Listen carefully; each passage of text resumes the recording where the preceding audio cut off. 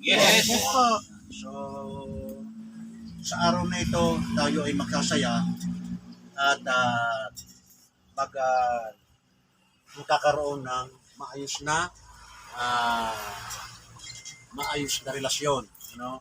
So, sa ibang mga organisasyon ng ating Nausan ay na inyo, yun na lang. Ha? Hindi yung asawa ng kapatiran mo, aasawahin mo. Yun ang ayaw na ayaw ko rito. Taas sa kamay na mayroong asawa. Alaw, wala tayo. Oh, hindi tataas siya, wala. Taas sa kamay na mayroong inaasawa. Wala. Taas siya. Isa lang. Isa lang. Susulo ka pala eh. Kasi ang tao ay ginawa ng Panginoon. Ano? So, yun ang ating principles. Ano? Isa lang ang asawa.